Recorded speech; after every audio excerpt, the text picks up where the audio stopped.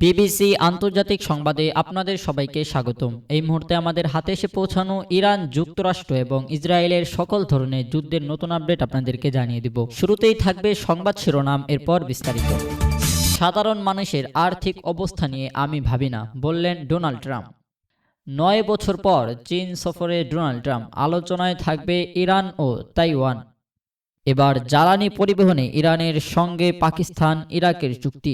দর্শক, এতক্ষণ শুনছিলেন সংবাদ শিরোনাম, এখন বিস্তারিত।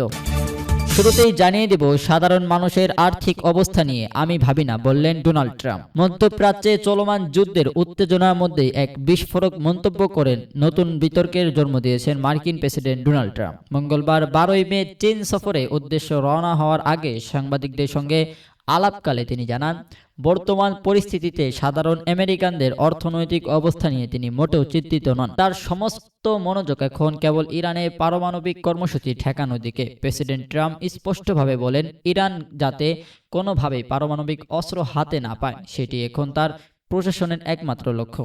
যুদ্ধের ফলে সাধারণ মানুষের জীবনযাত্রার ব্যয় বৃদ্ধি বা অর্থনৈতিক সংকটের প্রভাব সম্পর্কে প্রশ্ন করা হলে তিনি অত্যন্ত কঠোর স্বরে জানান, আমি কাউকে নিয়ে ভাবি না। তার এই মন্তব্যটি এমন এক সময় এলো যখন দেশটির সাধারণ মানুষ ক্রমবর্ধমান মুদ্রাস্ফীতি এবং জীবনযাত্রার ব্যয় দিশেহারা।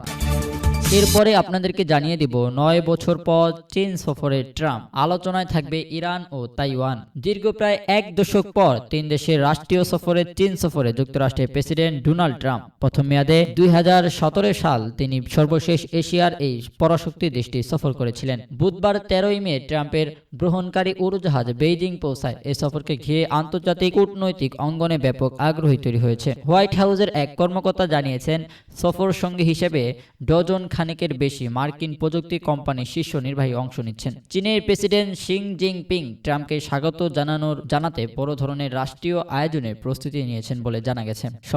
সম্মানসূচক ভোজন সহ একাধিক কূটনৈতিক অনুষ্ঠানের আয়োজন করা হতে পারে।